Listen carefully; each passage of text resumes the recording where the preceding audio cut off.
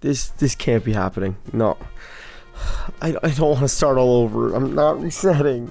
Can I beat a Pokemon Omega Ruby Hardcore Nuzlocke using only R Pokémon? Sure, P. You've only got a Ralts for the first 3 gyms.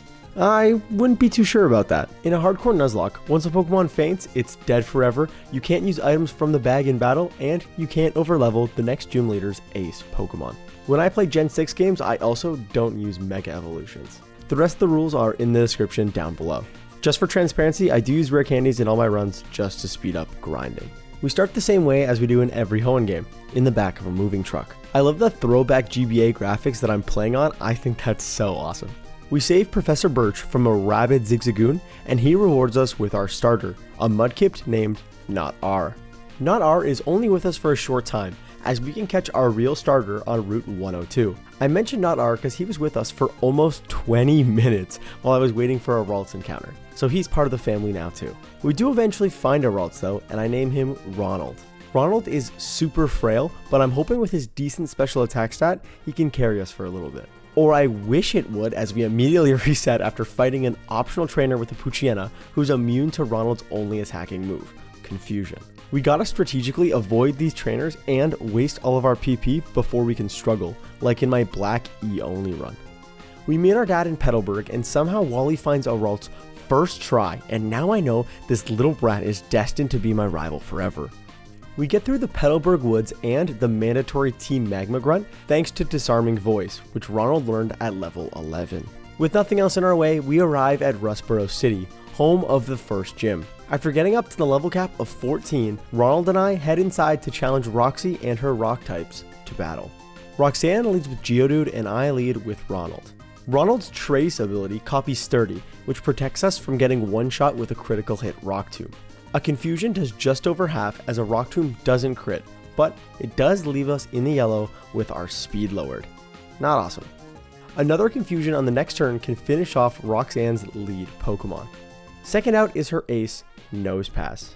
A tackle brings us back into the yellow as a Confusion does around a quarter, but more importantly, gets the Confusion. Nosepass breaks through on the first turn, but it goes for Harden, saving us some HP we really need. On the next turn, Nosepass hits itself, and with another Confusion from Ronald, it's got about a quarter HP left. My hopes get dashed pretty quick as Nosepass breaks through Confusion, leaving us at 5 HP, before our Confusion gets a critical hit for the win. Holy shit. Ronald, you are the man right now. That wins us our first gym battle of the run and the TM for Rock Tomb. With the stone badge in our case, we gotta go get the Devon parts back from Team Magma. I head over and then I realize I forgot to heal and I almost wiped this youngster. Machop left us with 2 HP, but we avoided a reset for the second time in 5 minutes. I have a feeling this run is gonna be stressful. We get the Devon parts and cash in our favor with Mr. Briny to sail to Dewford Town, home of the second gym. One of the changes in the remake is that you can't go to Slateport before beating Brawley, which actually ruined my attempt at doing a P only run. Whatever, it's fine, I'm not mad. We head inside the gym to challenge Brawley and his fighting types to battle. Brawley leads with Machop and I lead with Ronald. Since Machop only has fighting moves, it goes for Leer to lower our defense by 1, as a Confusion from Ronald leaves it in the red. Brawley heals with a Hyper Potion, but it won't stop 2 more Confusions from KOing his lead Pokemon. Ronald levels up to 17, which is allowed in my rule set, before Brawley's ace, Makuhita, comes out last. A Confusion leaves Makuhita in the red as it just goes for a bulk up, sealing its fate. One more Confusion on the next turn can finish off Makuhita and the gym battle along with it. We get our second badge of the run and the TM for bulk up.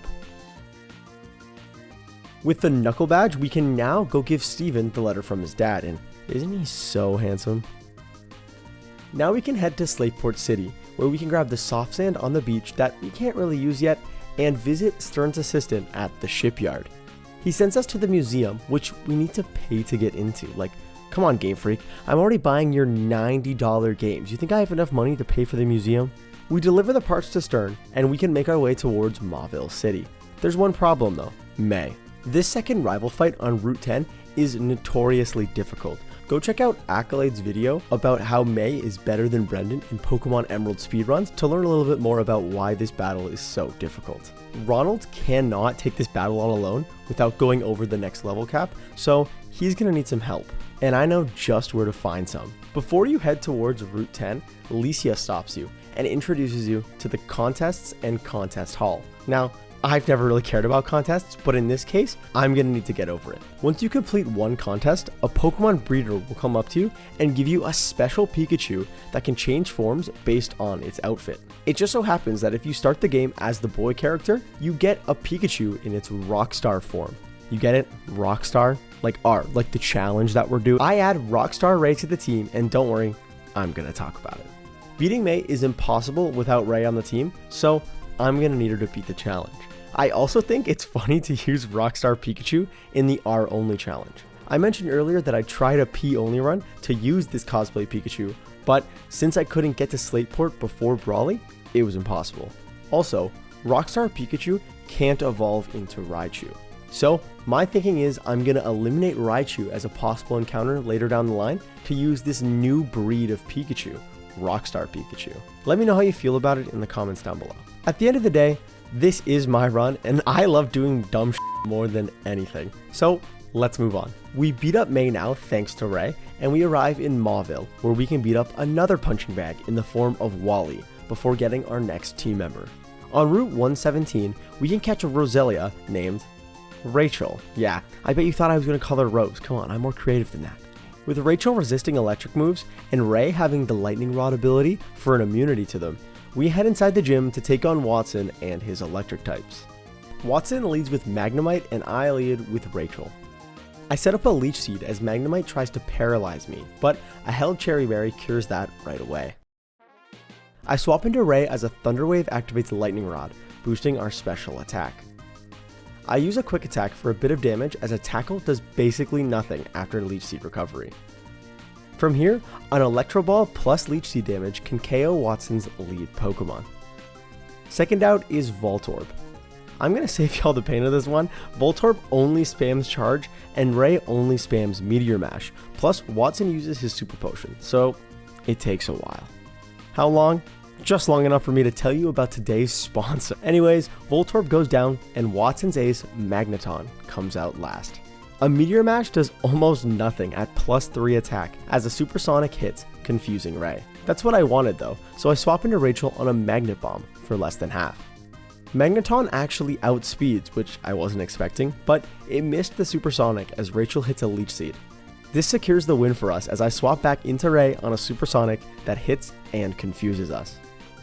Neither Magneton or Ray can really do anything to each other, so thanks to Leech Seed, Ray can win the battle of resisted moves after a bunch of quick attacks. With Magneton down, we've won our third gym battle of the run and the TM for Volt Switch.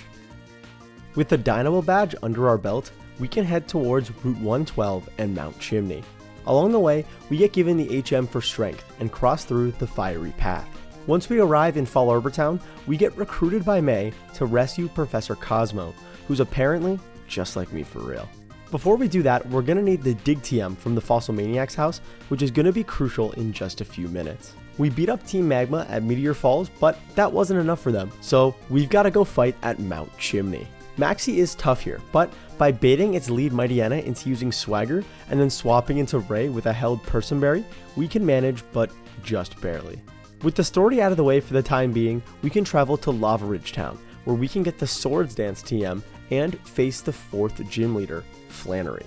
Now, this one's going to be tough. We've got Ronald, who can get one-shot by a wet napkin, Rachel, who's weak to fire types, and Ray, who's weak to ground type moves from Numel. This is a strategy that I came up with, but to make it work, we need two things, one of which I can't control. First, we need almost max attack EVs on Ray, which we can deal with thanks to some training and some super training when we're out of XP.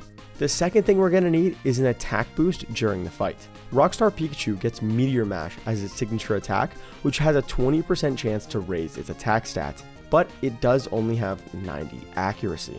To make it worse, I only have 2 turns to get this attack boost. The plan is as follows. Lead Ray with a Rostberry in case of Flame Body activating, and use Meteor Mash. If I don't get the boost, or Slugma sets up the Sun, we've got a KO since Sun boosted Overheat KOs us in one shot. In that case, we should have 2 chances against Numel, but that risks a crit. Let's cross our fingers, guys. Flannery leads with Slugma, and I lead with Ray. Our first Meteor Mash gets the boost, yes, as Slugma sets up the Sun. We're not out of the woods yet since I still gotta hit another Meteor Mash, and I'll explain why in a second. I press Meteor Mash, and it thankfully connects, taking down Slugma. Second out is Numel. At +1, a Dig can take down Numel, and you're probably wondering why I didn't just use Dig against Slugma, and I risked a miss with Meteor Mash. The reason is that when Torkoal comes out last, I need the Sun up for exactly 1 turn. Why? Because Overheat only KOs Ray in the Sun. So when Ray goes underground for a turn of Dig, the Sun fades, and now Torkoal doesn't see the KO anymore. The AI knows that it needs Sun, so when Ray comes up from doing half with Dig, Torkoal just sets up the Sun, leaving Ray totally safe. If it did go for Overheat, it did need the crit, so it would have been about a 16% chance to wipe if that did happen. Thankfully it didn't, so 1 more Dig from Ray can KO, and now we're halfway done our gym challenge. We've taken down Flannery to get our 4th gym badge and the TM for Overheat. One of the differences compared to the original GBA games is that in the remake, May doesn't just give you the go goggles and leave, she offers to take you right back to Petalburg, which I love. Since we're back in Petalburg and we don't have very much wiggle room until the next level cap, we head straight inside the gym to challenge our father Norman and his normal types. Norman leads with his first Slaking, and I lead with Rachel. I go to set up a Leech Seed, but a Retaliate leaves Rachel at just 4 HP. That's a little surprising since this is more of a supportive Slacking with Encore and Yawn. But we survived, so it's fine. I swap into Ray on Slaking's Loafing turn. Using Dig, we can avoid damage on regular turns and do damage on Loafing turns. When Norman heals, I do need to use another move or the pattern will get messed up. But we do take down his first Slaking, no problem. Second out is Vigoroth. This thing wants to trap us in another move with Encore, so I just stick with Dig. Ray takes some okay damage, but she is able to KO with a couple of digs. Last up is Norman's Ace, his second Slaking. Ray can outspeed, so we continue our pattern from earlier. Dig only has 10 PP though, and we've used it a lot. That's why Ray is holding a Lepa Berry, which restores PP of a move when it runs out. Pretty convenient that you get these pretty early in the game. With that PP of Dig back up to 10, we can comfortably take down Slaking and win our 5th gym battle of the run. We take home the Retaliate TM, which is kinda useless in a Nuzlocke, but thanks Dad. With the Balance badge in our case, we can now use Surf outside of battle, which we don't have yet. Okay, wait, who's this guy? Oh, okay, we got it now. Awesome, great. So we can surf to Route 119, where we can get access to citrus berries and go on a new Latios side quest. I guess I know who my Fly HM user is. We saved the Weather Institute from Team Magma, and yes sir, I'll definitely be right back for that cast form once I make space. We also do have a rematch with May for the Fly HM, but she's pretty easy at this point. So we're gonna skip right past her and arrive in Four Tree City, my favorite city in all of Pokemon. Before we do anything else, I spent some time doing some super training in order to unlock secret super training. This gives us access to shiny stones as a reward after beating the Roserade balloon. We're gonna need some help for the next gym, so I use it to evolve Rachel into a Roserade. We've gotta get the Devon Scope before challenging the gym, but Steven hands it over without too much of a fight after I show him his dad's IP address. Isn't he so dreamy?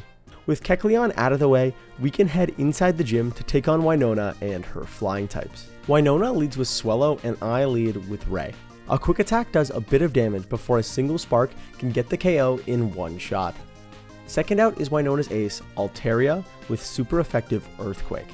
Rachel evolved for this reason specifically, so I Volt Switch for some light damage and swap her in on an Earthquake for about a third. Rachel sets up a Swords Dance to +2 attack as Altaria heals the Volt Switch damage with Roost. I set up a second Swords Dance as an Earthquake brings Rachel to 30 HP before a Citrus Berry gets us back over half. Now at +4, a secret power does just over half as another earthquake leaves Rachel in the yellow. One more secret power is enough to take down Altaria, leaving Winona with only 2 Pokemon left. She sends out Pelipper third with a 4x weakness to electric moves. I swap back into Ray on an Aerial Ace for light damage. Pelipper kills a turn with Protect, but after that, a single 4x super effective Stab Spark can secure the KO. Last for Winona is her Skarmory. A Spark does a little over half as a Sand Attack lowers Ray's accuracy. Little does Winona know that Ray does not give a f about accuracy drops, so she connects with a second Spark anyways, finishing off Skarmory and Winona's team. That wins us our 6th gym battle of the run and the TM for Roost. With 6 badges collected, it's time for Team Magma to cause some trouble again. We head to Mount Pyre at the bottom of Route 122. Along the way, we can head into the Safari Zone to find a new encounter. In Zone 3, we can catch a Rhyhorn named Reese. Reese can't fully evolve into a Rhyperior in this run, but Rhydon with Eviolite might actually be better. Speaking of, before we go into Mount Pyre, we go to Route 123 and stop by 123 Go Fish Store, where we can lie to this man who asks us if we like Magikarp or Gyarados better. If we pick Magikarp, we can get an Eviolite, which is going to be awesome for the team.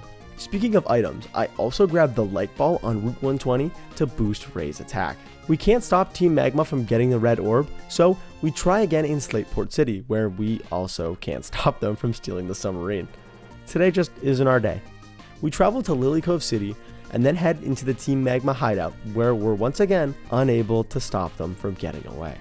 This time, we're gonna need the HM dive to chase them, so we head to Moss Deep City, where we can find Steven, but more importantly, the 7th gym, which lets us use dive outside of battle. Before we do that, Reese evolves into a Rhydon, who's gonna be great with Eviolite. In the name of saving the world, we head inside the gym to take on the gym leader twins, Tate and Liza, and their psychic types. Tate and Liza lead with Solrock and Lunatone, and I lead with Ray and Rachel. Ray goes first and sets up a light screen for psychic attacks as Rachel gets off a Giga Drain that can one-shot KO Lunatone before it gets a chance to do anything. Solrock does get off a Rock Slide, which does a little bit less than half to both Ray and Rachel. On the next turn, a Meteor Mash from Ray actually just takes down Solrock, which I wasn't expecting, but hey, I'll take an easy gym battle. That wins us our 7th gym badge of the run and the TM for Calm Mind. It's time to save the world, everyone. Grab your popcorn. This is going to be the blockbuster of the weekend. Honestly, I'd rather watch this game's story than The Flash.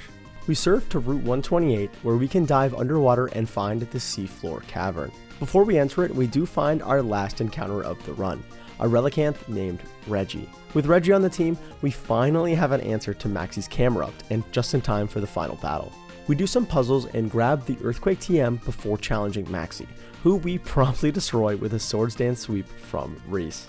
Maxie isn't done yet, as he still releases Groudon, and I've got to stop him. We get to Zootopolis City, and after a heartwarming send-off, we can go beat up Groudon and save the Hoenn region. Pats on the back for us, folks. We deserve it. With the storyline wrapped up, we've still got to challenge Wallace for our last gym badge. I forgot they changed the puzzle in this game, so I messed it up 4 times. Just letting you know. Once I put my brain cells together, we can solve this children's puzzle and challenge Wallace and his water types to battle. Wallace leads with Love Disc, and I lead with Ray. A Volt Switch can take down the underwhelming Hoenn water type and let me get a free swap too, so I bring in Rachel for free as Wallace goes straight to his ace, Melodic. Rachel has some solid special bulk, so after getting off a Leech Seed, she tanks an Ice Beam with more than half HP remaining. She does get frozen, but she does thaw out on the next turn to get off a Giga Drain. That brings Milotic into the red as another Ice Beam leaves us above half. The Leech Seed setup from earlier can take down the last of Milotic's HP, KOing Wallace's ace before it gets a chance to heal. I'll save you guys the time for the rest of the fight, so Rachel can one-shot KO Wishcash third and Celio fourth and Seaking last. With that, we've officially beaten the 8th and final gym to get the Rain Badge. We've got one stop left on our journey, and I'm sure we all know where that is, the Pokemon League. We surf to Evergrande City, climb the waterfall, and enter Victory Road. I absolutely hate this Victory Road. Like, what is this?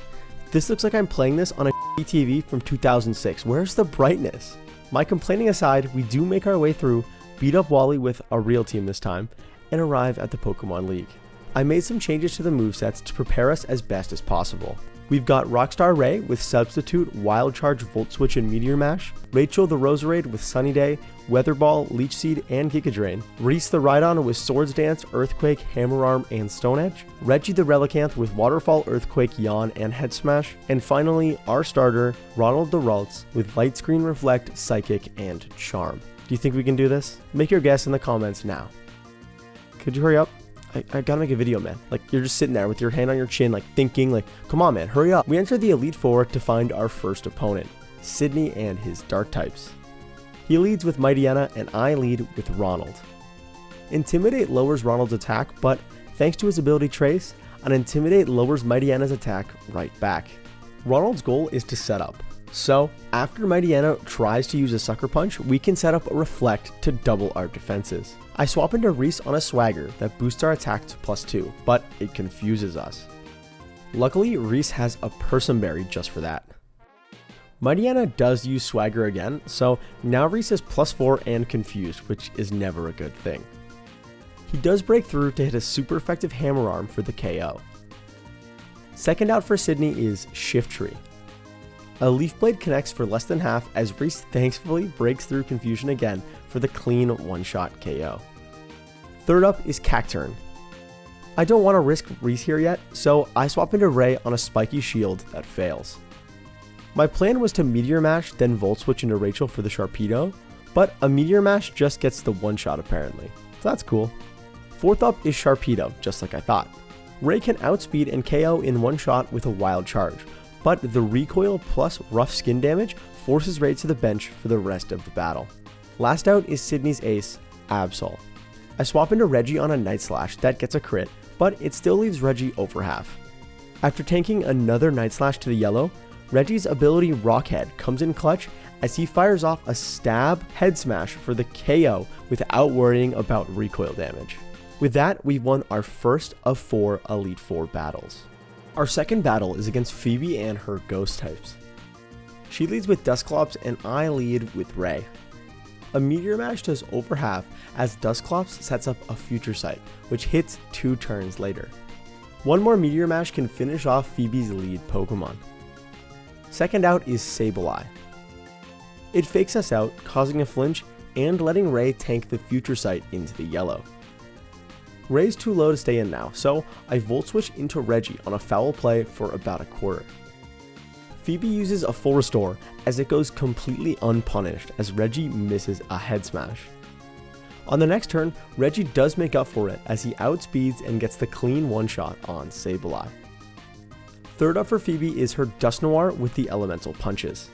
I'm expecting a Thunder Punch here, so I swap into Reese who's immune to it.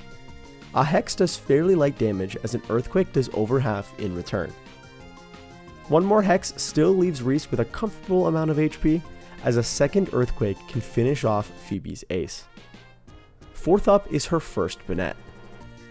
A Shadow Ball does big damage, but since Banette is pretty frail, one Earthquake can pretty easily get the KO. Last up is Banette number 2. I don't want to risk anything, so I swap into Reggie on a Will-O-Wisp that connects, having our physical attack. What's even worse is that I try for a Yawn, but I forget that Banette has Insomnia, basically wasting my turn. Fantastic. I swap Reggie into Rachel on a Shadow Ball that does pretty light damage. A Giga Drain from Rachel can't quite finish it off, but a Feint Attack in return does barely anything. Phoebe does heal, but after a couple more turns, the last Banette goes down, and that wins us our second Elite Four battle. We're halfway to our date with Steven, and I haven't even picked out my shoes. Oh god. The third member of the Hoenn Elite Four is Glacia and her Ice types. Ice isn't a great matchup for us, but if you remember my movesets, I think you know my plan. Glacia leads with Glalie, and I lead with Rachel. I'm expecting it to go for Hail, so I set up a Leech Seed, but it just goes for Priority Ice Shard for over a third. I know I've got to go for it now, so I use a Sunny Day to get the harsh sunlight up, as Glalie sets up a Light Screen, which definitely isn't ideal. I'm not sure if a Weather Ball will KO here, so I use Giga Drain to burn a turn, as Glalie sets up the Hail, canceling my Sun. A Priority Ice Shard hits hard again, but we do get the sun up with another sunny day, so maybe this time we can use the plan. I know Glacia is going to heal this turn, so I take that opportunity to use a Giga Drain to get back to almost full HP. It's finally time to follow the plan now, as a Fire-type Weather Ball takes down Glacia, finally getting rid of Glacia's lead Pokemon. Light Screen wears off as Frostlass comes in second. I spend time before the Elite Four getting Rachel to max Speed EVs, meaning she can outspeed Frostlass by 2 points, letting her fire off a Weather Ball for the clean one-shot KO. Glacia's second Frostlass is third, but that goes just exactly the same as the first one. Walrein comes out fourth as the sun fades. I set the sun up again as a Blizzard misses without the accuracy boost it gets from Hail. A Weather Ball does only about a quarter as a Blizzard actually hits this time, leaving Rachel at literally 2 HP. Holy shit. A Citrus Berry does recover a little, but this isn't looking too good. My mental calcs are telling me that a Giga Drain should KO, and it's the only shot I've got. No other team member can really tank a Blizzard, let alone do any damage to this thing. So here we go. I press Giga Drain, and it secures the KO and some much needed recovery. That could have been bad. Last up is Glacia's second Glalie. I accidentally pressed Sunny Day here even though the sun is up, but I don't get punished since Glalie just protects for the first turn. I would have been so mad if that cost me Rachel. A Weather Ball can take down Glalie in one shot, and with that, we've won our third Elite Four battle. It's time to take on the Dragon Master, Drake and his, well, dragon types. He leads with Altaria and I lead with Reggie for 2 reasons. 1, this should bait Altaria into using Cotton Guard, which it does because it's a grass move, and 2, he can learn the TM for Hail, which he sets up right away. He's also holding an Icy Rock from the Weather Institute. Why? Because with 7 turns of Hail, I can swap into Rachel, who takes a crit Dragon Pulse coming in by the way, and we all know what move she has. A now 4 times super effective Ice-type Weather Ball can take down Altaria no problem. Second out for Drake is Kingdra, which is why Reggie had the Icy Rock. Kingdra is neutral to both ice and grass, so we go for a Giga Drain that leaves Kingdra in the red as it uses a Yawn. Drake heals on the next turn as another Giga Drain does over half. Rachel falls asleep on the next turn, but she's instantly woken up by her held Lumberry. From there, one more Giga Drain can KO Kingdra. Third up is Flygon number 1. A Weather Ball can pretty easily take down Flygon in one shot, bringing out Salamence fourth. Even this monster of a Pokemon can't withstand a 4 times super effective Weather Ball as it goes down in one shot.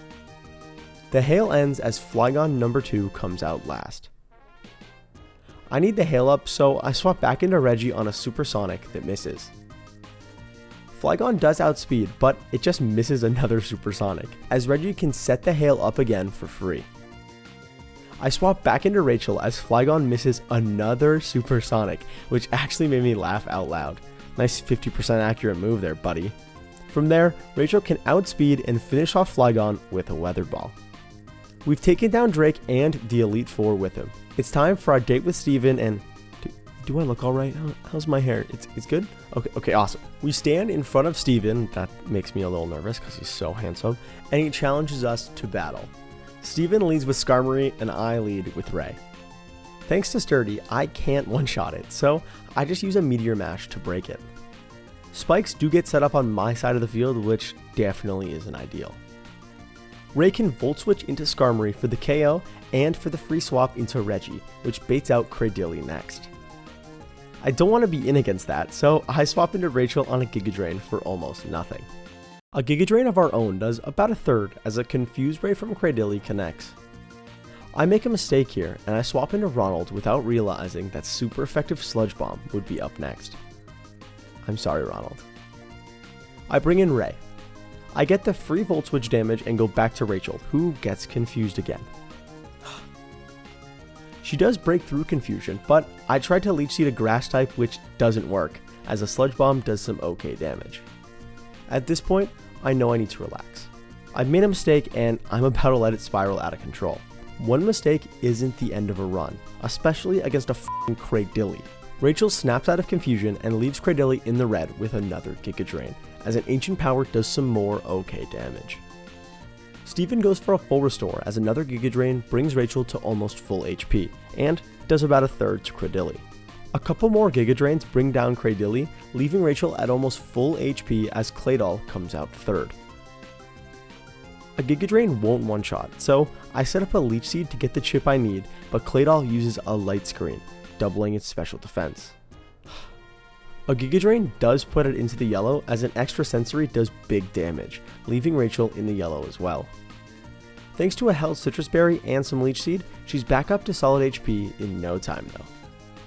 One more Giga Drain does get the KO, leaving Rachel at almost full HP as Aggron comes out fourth. Rachel doesn't really want to fight this one, so I swap into Reggie on an Iron Tail for solid damage, partially recovered by a Citrus Berry.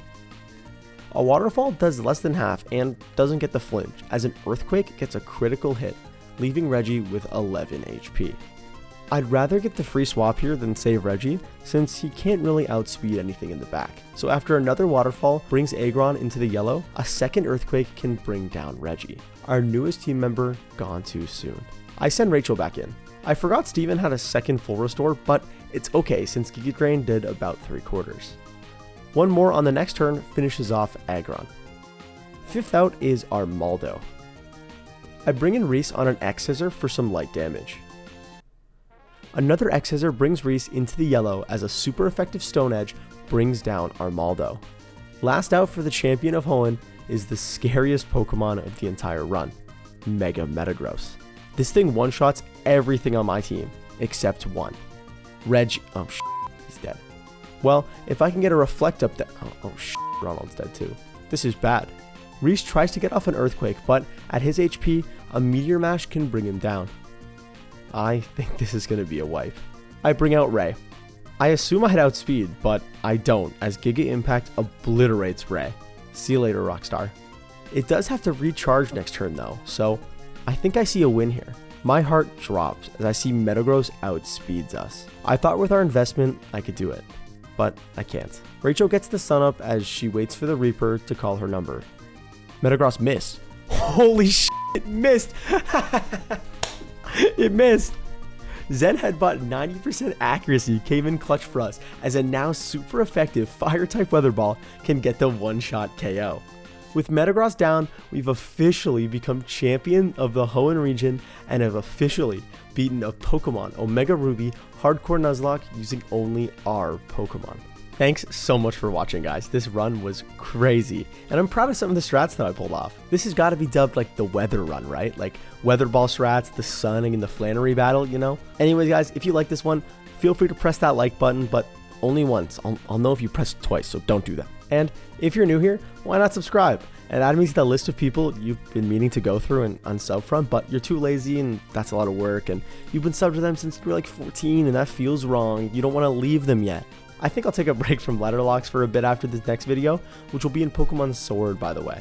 So let me know what mono-type challenge you want to see next. With that being said, guys, I've been PomminPs, or P for short, and I'll see you next time.